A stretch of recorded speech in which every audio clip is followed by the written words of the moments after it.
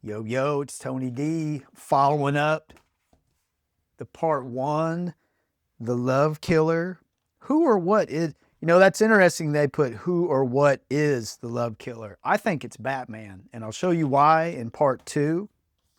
Written by Doug Moench. This is a great writer. I'm telling you, this is an underrated writer, and this story is crafted very clever. And I'll show you the reasons why. He really, on his runs, he really keeps things rooted more in realism, and he fosters a genuine connection between the character and the audience. And the reason why I say that is we're dealing with the subject of obsession, love. These are things I think all of us can relate to on a very intimate level. I think we've all been there. You know what I'm saying? They start off where they give a really good recap. You actually can buy this issue. And I want to mention the cover here. The cover really struck me with its rawness. It's a great cover by Mandrake. It's very raw, and it reminds me of the old horror comics before the pre-comic code era. And it really drew me in because it really took me back to those comics and the acts and everything. And it's done really well. It's a great cover. If anything, it's worth the cover. But you can get this by itself because they do an excellent job of recapping the story. And what we have is the antagonist, he gets the wrong person as his victim. And there's a reason for this that's happening. And of course, he takes a trophy. He's out there. And they're still recapping the story. And Batman knows he has enough evidence where he knows it's this guy, but he can't prove it. And this is an error in Batman's career where he works really close with the police to where he has to provide evidence to do taps, search warrants, things of that nature. Not like the Dark Knight we know now where he just kicks in the door and he gets the job done. But that's part of this world that we're in with Batman back then. And the reason why, and this is what the guy does with his trophy, but he's not the love killer. But it does give you a sense of horror, and it gives you a sense of his obsession. And obsession is another topic. He is extremely obsessed. And an obsession is an unhealthy fixation on something. And that's another important part that the writer is making here. Pay attention right here where he's alternating. He's in a relationship with Catwoman. He loves her. And I think she loves him. But I think he's the love killer because he's obsessed with catching this criminal. And he's alternating, he knows he's guilty.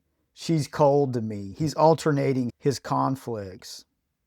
The way he hired that thug to jump me, the antagonist did that. Then he switches back to her, the way she can barely stand to touch me. He's alternating these things. And it's kind of, he thought this panther was a guy. With the confusion that the antagonist gets the wrong victim, Batman is also assigning the wrong, he thinks it's a guy, but it's a cat. You see what I'm saying? There's a parallel there. It's very interesting. Catwoman actually uses the words that he's obsessed with this case, and he's been watching this guy for a month. And he still doesn't know that it's just a panther. He needs more evidence to proceed with his detective work. He sees the antagonist leaving with his little lunchbox, and he mails it off. And he's at that level of obsession where it's just bad. And it also is starting to make me think, are there levels of obsession? Can you progress with being obsessed with something? And I think you can. I think obsession is a progressive thing. It really can be if you're not dealing with what you're obsessed about.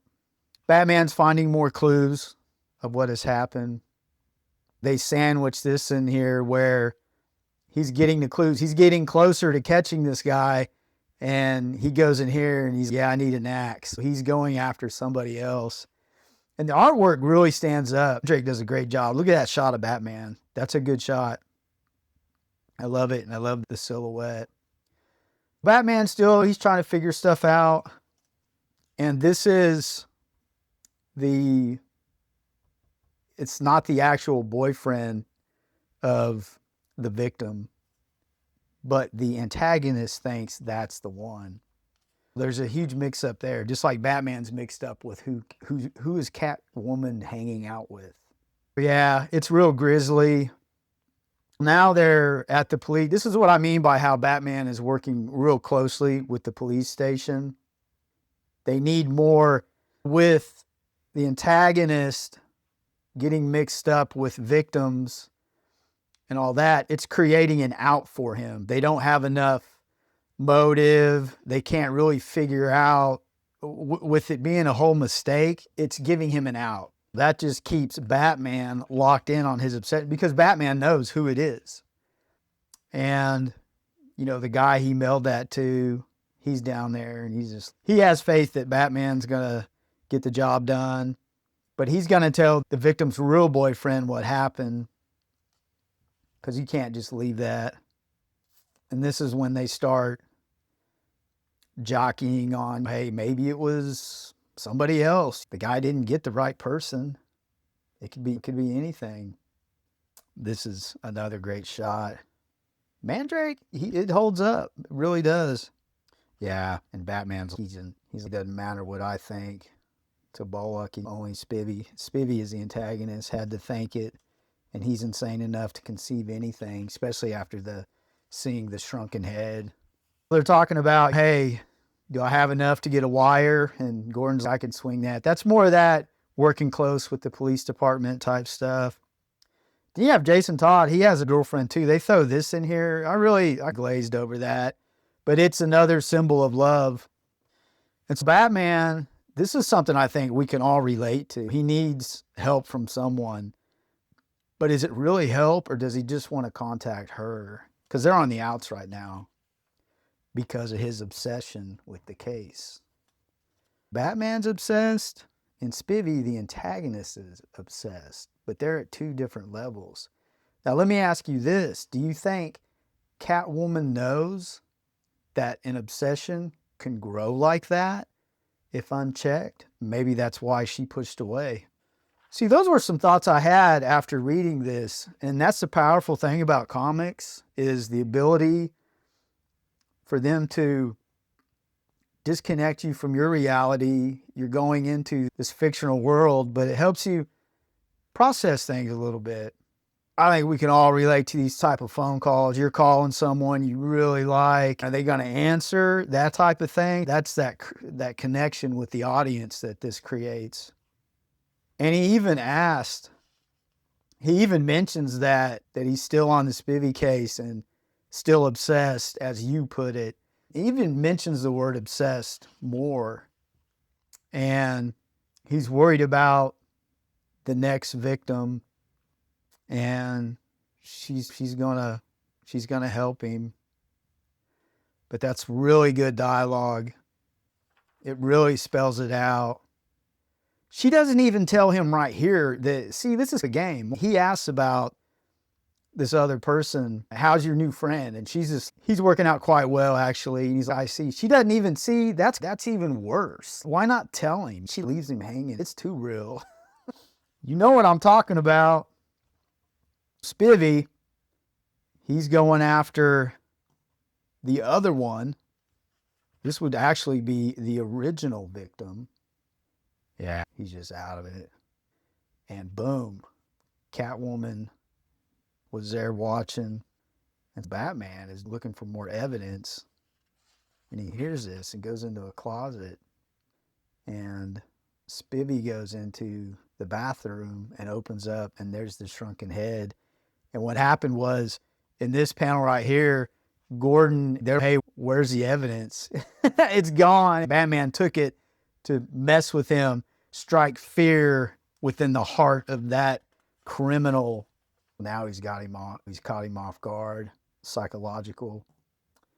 They start fighting, and he's coming over to confront Spivvy about this, and he busts out, and there's Catwoman, and then Batman just gives him the bam. Good job. He's what about them claw marks? This is when she tells Batman about the person. It's not a person, it's a panther to take the place of one that passed away.